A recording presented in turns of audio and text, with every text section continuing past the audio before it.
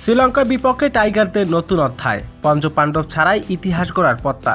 বাংলাদেশ বনাম শ্রীলঙ্কার দুই প্রতিবেশী ক্রিকেটারদের লড়াই মানে উত্তেজনার ফুলকি। প্রতিটি বল, প্রতিটি ওভার জমে ওঠা শ্বাসরুদ্ধকর নাটক।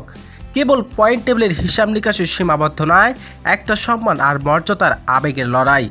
ইতিহাস বলছে এই দুই দলের মুখোমুখি সংঘর্ষ মানে একে অপরের নাটকীয় মুহূর্ত, রোমাঞ্চক মোড় আর অবিশ্বাস্য ম্যাচের টান। কিন্তু এবারের লড়াই যে অন্যরকমের এক মোড় নিতে যাচ্ছে। প্রথমবারের মতো বাংলাদেশের দলে নেই 5 অভিজ্ঞ যোদ্ধা, মাশরাফি বিন মুর্তজা, সাকিব আল হাসান, তামিম ইকবাল, মুশফিকুর রহিম, মাহমুদুল্লাহ রিয়াদ।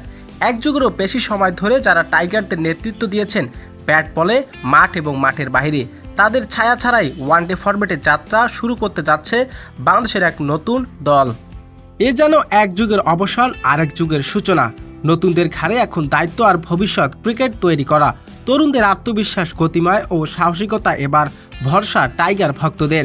সব মিলিয়ে প্রশ্ন জাগছে, পঞ্চপাণ্ডব বাহিনী এই দল কি ধরে রাখতে পারবে আগের সেই রোমাঞ্চক ধার, নাকি এবার জন্ম নেবে এক নতুন অধ্যায়, এক নতুন বাংলাদেশ ক্রিকেট? উত্তর দেবে সময়, আর সেই সময় উত্তরের সাক্ষী হতে প্রস্তুত পুরো জাতি। মাঠে নামছে এক নতুন বাংলাদেশ,